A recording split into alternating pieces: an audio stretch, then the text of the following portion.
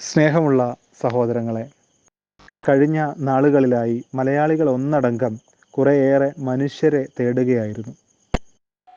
ഓയൂരിൽ കാണാതായ അബിഗയിൽ എന്ന കൊച്ചു പെൺകുട്ടിയെയും, തിരുവനന്തപുരത്തെ ആമയിഴഞ്ചാൻ തോട്ടിൽ മാലിന്യക്കൂമ്പാരത്തിൽ അകപ്പെട്ട ജോയിയെയും, കർണാടകയിലെ ശിരൂരിൽ മണ്ണിടിച്ചിലിൽ അകപ്പെട്ട അർജുനെയും, ഇതാ ഈ കഴിഞ്ഞ ദിവസം കഴക്കൂട്ടത്ത് നിന്ന് കാണാതായ തസ്മിത്ത് തംസ് എന്ന അന്യദേശക്കാരത്തി പെൺകുട്ടിയെയും മലയാളികൾ ഒന്നടങ്കം കൈകോർത്ത് പിടിച്ചപ്പോൾ ഇവരിൽ ചിലരുടെ മൃതദേഹങ്ങൾ നമുക്ക് ലഭിച്ചു.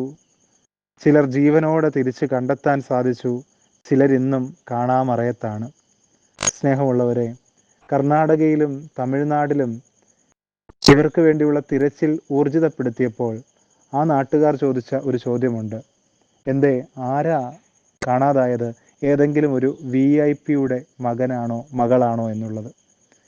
സ്നേഹിക്കപ്പെട്ടവരെ, നമ്മുടെ ജീവൻ്റെ വില അത് മലയാളികൾ ഒന്നടങ്കം ഒരുമിച്ച് നിന്ന് ഒരു ജീവന് വേണ്ടി പരിശ്രമിക്കുമ്പോൾ അത് തിരിച്ചറിയുന്നതിനും മലയാളികളുടെ ആ കൂട്ടായ്മ ശക്തിപ്പെടുത്തുന്നതിനും നമുക്ക് സാധിക്കണം.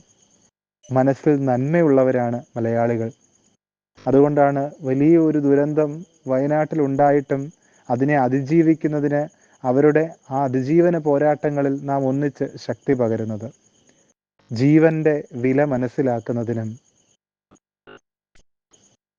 ഒന്നടങ്കം ഒരുമിച്ച് മറ്റുള്ളവരുടെ നന്മയ്ക്ക് വേണ്ടി പ്രവർത്തിക്കുന്നതിനും ഈ നാളുകളിൽ നമുക്ക് സാധ്യമാകട്ടെ. ക്രിസ്തു പറയുന്നുണ്ട്, നിങ്ങളിനി മീൻ പിടിക്കേണ്ടുന്നവരല്ല, നിങ്ങൾ മനുഷ്യനെ പിടിക്കണം.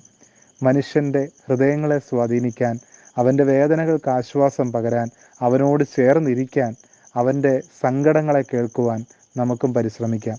ദൈവം എല്ലാവരെയും സമൃദ്ധിയായി അനുഗ്രഹിക്കട്ടെ. ശുഭരാത്രി.